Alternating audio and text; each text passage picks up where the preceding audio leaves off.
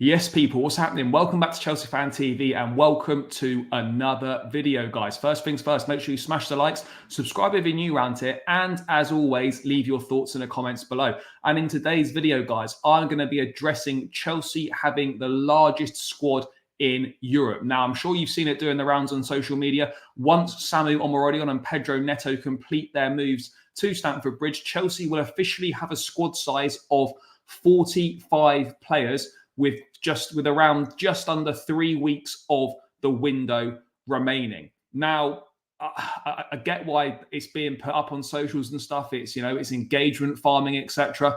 We know full well that 45 players are not going to be here come the end of the window.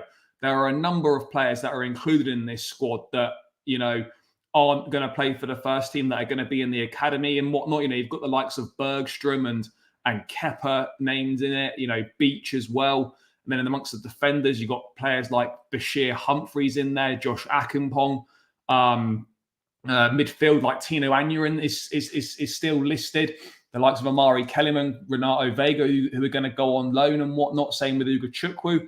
And then in the forward line, it's got names like Gabriel, Angelo Gabriel, who's going to go on loan, David Washington, etc., Tyreek George. So it is a little bit misleading. But what it does highlight is that, we have got to get rid of a lot of players in the next 3 weeks before the window closes. That is the big thing now. The incomings have been good and we can still work on that. Let's see if we can maybe get a deal over the line for Victor Osimhen. But we have got so many players on the books, and we're normally good at moving players on. We're good at selling players.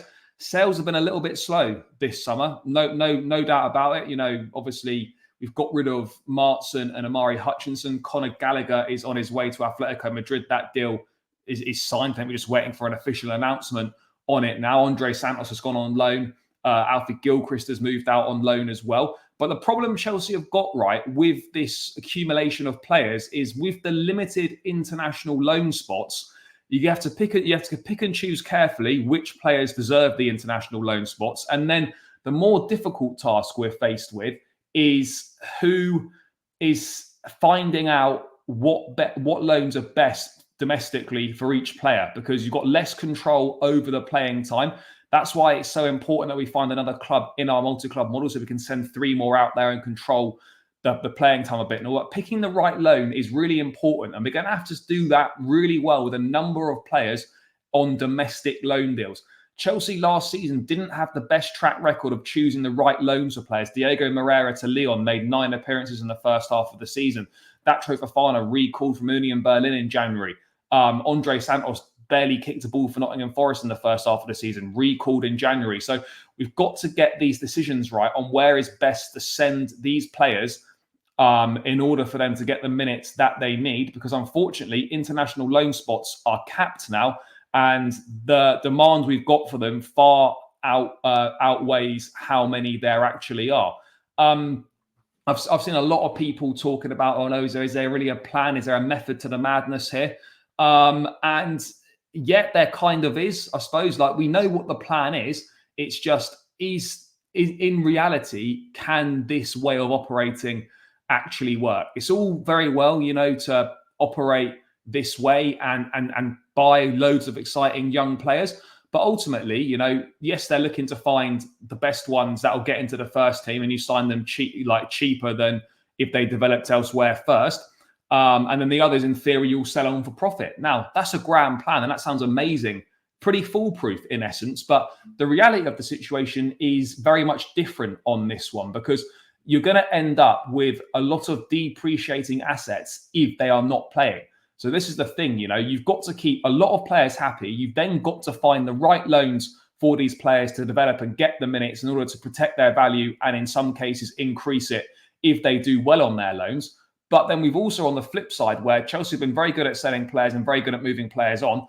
The longer it goes on into the window, the closer we get to the end of the transfer window, we might not be in a position where we can demand the type of fees that we're looking for. And clubs could well be biding their time with our players, waiting for a week or two before the window closes to then make their move, knowing that we are desperate to move these players on, and knowing that we could well accept less money on a permanent deal, or we would be prepared to sanction loan deals when we would rather sell on a permanent basis. So those are the issues that we are facing right now in regards to the squad size.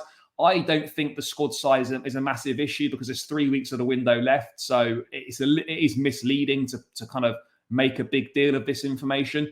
If the squad is still 35, 40 players come the end of the transfer window, then there is absolutely a genuine conversation to be had about what is the strategy here and what the fuck are we doing? But until we get to that point, I think it's clear what the strategy is. What's not clear is it going to work? And are we going to have success from it? And what is the likelihood of us being able to move on the number of players that we need to move on by the end of the window and all getting them loans that will hopefully go well? The reality is that we're going to sort some loan deals here that aren't going to work out particularly well for the club or for the player. And we're going to have to let some players go for a lot less money than perhaps we had originally planned. But this is Chelsea. This is what we do. It's not exactly a new thing. I think a lot of people think this is some sort of new commodity under this ownership to have so many players on the books. We had loads and loads and loads of players on loan under Roman. I know the rules were a little bit different there. There wasn't a cap on international loans and whatnot, but the famous Chelsea loan army and whatnot. This is not something new. So I'm not particularly sure why this is being highlighted now that, oh my God, Chelsea got the biggest squad in Europe. What are they going to do with all these players?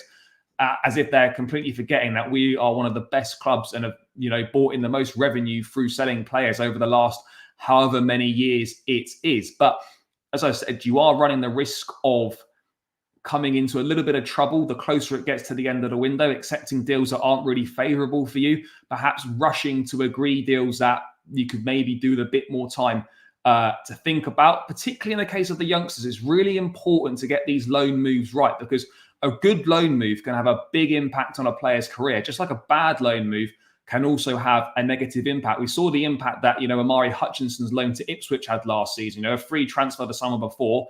You then get around 20, 25 million quid for him 2 years down the line. That's the impact you can have from a good loan spell. So that's why it's vital we take the time to get these moves right.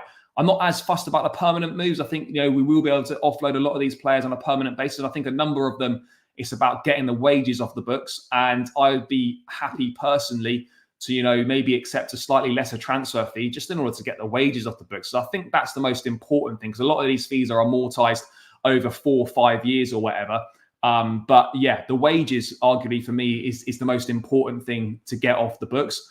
But the ownership are facing a crucial 3 weeks to move these players on and, most importantly, make the right decisions on where they should be sent. I do feel we are stockpiling talent. I do feel we are perhaps signing too many youngsters in terms of 16, 17-year-olds that in all likelihood aren't going to play for the football club. I think the amount of goalkeepers being signed is ridiculous. We've got that Mike Penders coming in from Genk, who's going to spend the season on loan back in Belgium, 20 million euros for another 19-year-old goalkeeper. Is it necessary? Like, some of it is head scratching to me. I understand what they're trying to do in theory. I just think the reality is very different to what they're thinking in their minds. And, they're hoping this will be good in sort of 2, 3, 4 years time. And we're putting in the groundwork now and taking the pain now, so that in a few years down the line, we're going to reap the rewards of this type of recruitment. But I'm just not entirely sure that's going to be the case, because there are a lot of pitfalls to this strategy that we're doing. And to make profit on players, it requires them to be playing. But we haven't got enough minutes. We haven't got enough space in the squad available to give these guys the minutes they need to develop. There's not enough international loan spots to send them to good teams on loan to help them develop.